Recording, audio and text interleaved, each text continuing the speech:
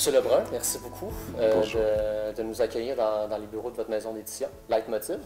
C'est un plaisir d'être là. J'ai envie de commencer en vous demandant tout simplement, Leitmotiv, c'est une maison d'édition spécialisée en photographie. C'est également une agence. Qu'est-ce qui est à l'origine de la création de Leitmotiv et de cette double mission-là que vous occupez? On a commencé comme agence photo, donc ça fait 25 ans maintenant. Le principe d'une agence photo, c'est justement de permettre à des photographes de développer leur propre style sur des sujets profonds, sur des missions qui durent assez longtemps. Et pendant des années, on a travaillé comme ça, en essayant progressivement de faire comprendre notre démarche, qui n'était pas une démarche solitaire, hein, qui était une démarche, on va dire, qui accompagnait en fait la reconnaissance de la photographie comme une expression artistique dans les années 80. Et donc du coup, petit à petit, ça s'est entendu que la photographie était autre chose qu'une illustration simple d'un texte. Mais moi, j'ai participé à plusieurs livres dans les années voilà, 90-2000 et on n'a pas toujours été très satisfait de l'entente entre l'éditeur et le photographe. On avait un peu l'impression d'être exclu de la chaîne de fabrication de l'ouvrage.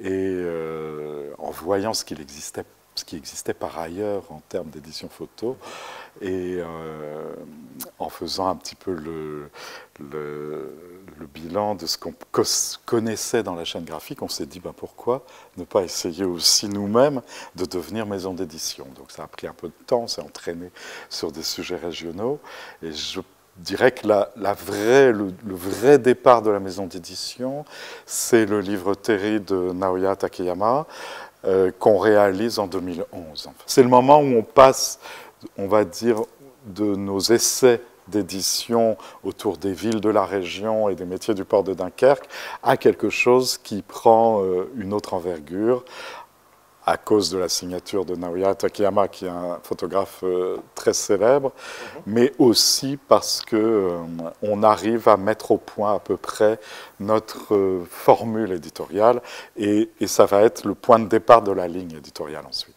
C'est vrai que des ouvrages comme les ouvrages de Naoya Takeyama de façon générale, peut-être plus que sociologiquement, en tout cas ont une portée philosophique.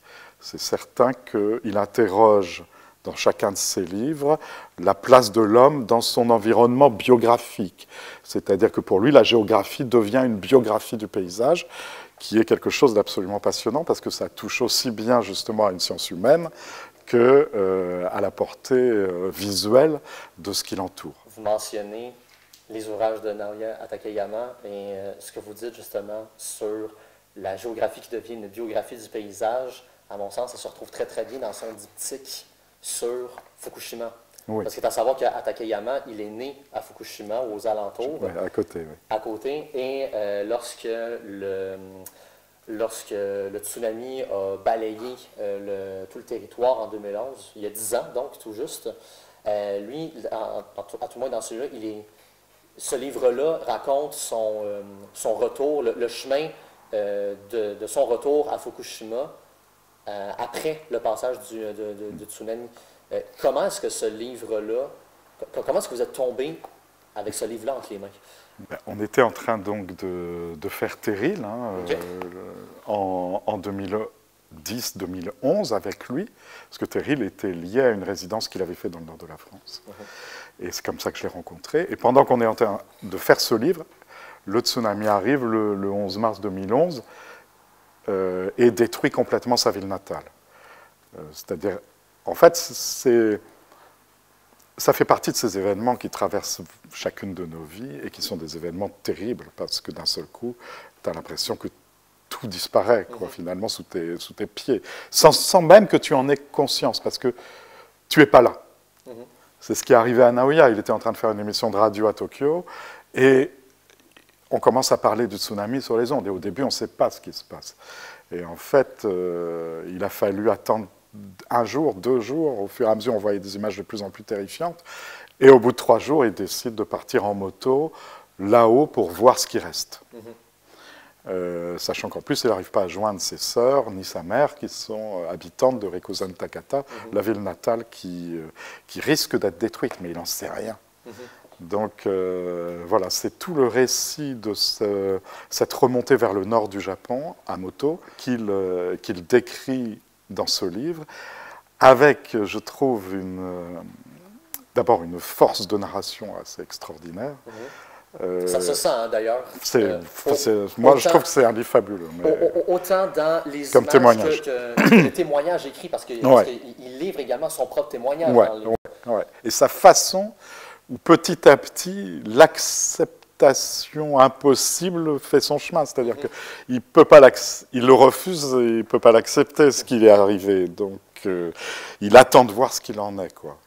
On a quelques livres ici qui illustrent à différents niveaux la cohabitation entre l'homme et la nature. On a d'un côté Dust et Nord de Jérémy Lenoir, on a Isle of Egg, dans votre catalogue il y a également pour une poignée de degrés.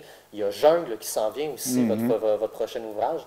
J'ai envie de vous poser la question suivante. Quelle place les mondes sauvages ou la sauvagerie du monde, peu importe la définition que vous en donnez, quelle place tout ça a chez Leitmotiv? Ce qui est certain, c'est que tout ce qui est thématique lié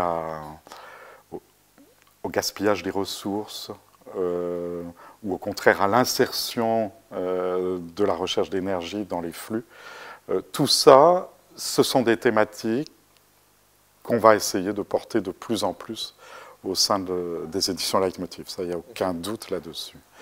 Pas forcément d'une façon politique affirmée, mais en tout cas en essayant d'accorder le plus de place possible aux photographes qui se soucient de ces problèmes, chacun à leur manière. Puisque là encore, on va avoir des photographes qui s'inscrivent dans une dimension très documentaire, ou au contraire qui mélangent l'imaginaire avec le documentaire. Tout dépend de toute façon de ce qu'on appelle documentaire. Le documentaire, en photographie, a une dimension imaginaire qui est nuancée suivant le photographe, mais qui existe toujours, puisque l'intérêt de la photographie, c'est que ça ne fait pas que relever des indices objectifs, c'est aussi, au-delà des relevés d'indices, au-delà de ce que tu vois, c'est ce que tu prends. Mais c'est vrai que la notion, en tout cas le travail sur le territoire, sur le paysage, sur la ressource, c'est quelque chose qu'on pousse de plus en plus. On est vraiment inscrit dans ce qu'on peut appeler l'édition de photographie documentaire. Sachant que documentaire n'est pas un mot qui peut nous satisfaire à tous les niveaux, mais c'est le mot, on va dire, le plus petit commun dénominateur actuel pour dire ce qu'on fait. Mais après, le documentaire, encore une fois, chez vous, relève d'une polysémie assez sensible aussi, parce que comme vous disiez un peu plus tôt, il faut quand même qu'il y ait une place au récit photographique. Oui, tout à fait. Et ça se retrouve aussi dans le documentaire. Si on prend par exemple Isle of Egg, là, on est peut-être plus dans une démarche, j'aime pas trop le terme, mais un peu plus classique documentaire, en le sens où le quotidien de ses habitants d'Écosse est exposé par la lentille de Charles Delcourt, tandis que la dimension documentaire chez Nord ou chez Dust, elle emprunte beaucoup plus à l'art visuel. On est chez Dust à Salt Lake City, on est dans Nord, dans la frontière des Hautes-Flandres et de la Belgique, pour illustrer les dépotoirs, les dépotoirs ici, ou les grands chantiers de construction, ou les grandes bâtisses, les dépôts de sel et leur décoloration à Salt Lake City chez Dust.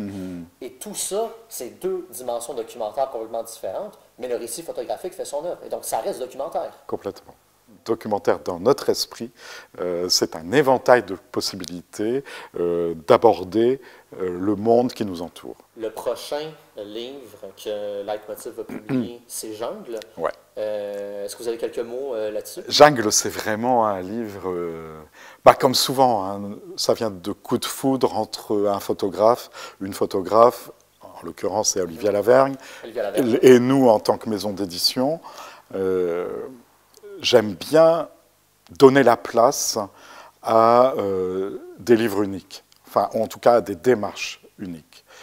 Je dirais que Jérémie Lenoir, c'est une démarche invraisemblablement unique. Oui. Il n'y a rien qui s'y raccorde au monde à l'heure actuelle, ce qui en fait d'ailleurs le plaisir à la fois de le suivre et pour le lecteur de regarder ce qu'il fait. Olivier Lavergne, on est un peu dans le même domaine, tout à fait autre chose en termes de type de prise de vue, mais le même caractère d'originalité assez stupéfiante. Il faut imaginer donc qu'elle part dans les jungles et les forêts depuis une dizaine d'années, avec son appareil photo et ses éclairages, seule, pour trouver des endroits qui se dessinent ensuite comme des formes de scènes de théâtre ou de décors, en tout cas. Et elle va, grâce à ces éclairages, transformer ce qui est de l'ordre absolument naturel en un ordre composé, pictural, très proche de toiles dont on a les images en tête du douanier Rousseau ou d'autres. Et c'est cette percée dans notre mémoire collective que je trouve absolument passionnante parce qu'elle fait arriver par la photographie, qui est soi-disant toujours la représentation du réel, elle fait arriver vraiment des dimensions imaginaires assez stupéfiantes. Après, dans un premier temps, elle s'est mise en scène aussi dans ces forêts, dans ces jungles, comme une sorte de personnage cinématographique hanté par les caméras d'Hitchcock ou d'autres cinémas hollywoodiens qui accentuent comme ça le drame par l'éclairage. Et la théâtralité aussi. La théâtralité, elle a fait tout ça. C'est-à-dire que chaque image pourrait être pratiquement une césure dans un film en se disant ouais, qu'est-ce qui va lui arriver à l'héroïne, on ne sait pas trop, elle est perdue dans une forêt, ou alors elle cherche son chemin, ou alors elle est poursuivie. Donc il y a une narration. Il y a une narration possible, tout est possible. Et dans la dernière partie du livre, là pour le coup, elle revient vers le réel, mais elle compose avec les personnes qu'elle rencontre, qui est une famille de Mentawai qui vit donc en Indonésie sur l'île de Sibérut, qui deviennent progressivement de séjour en séjour ses amis, et avec qui elle va, ou plutôt qu'elle va entraîner dans son jeu de fiction, avec beaucoup de rire et d'enchantement. Et c'est une démarche qui n'est pas pour le coup directement une démarche anthropologique, c'est une démarche vraiment de cinéma, mais plus de cinéma de fiction. Moi, j'ai qu'un seul souhait, c'est que j'espère que les images de Leitmotiv vont continuer à résonner encore longtemps dans l'esprit et la tête de ces lecteurs et lectrices. Éric Lebrun, merci beaucoup de nous avoir consacré votre temps. Merci beaucoup.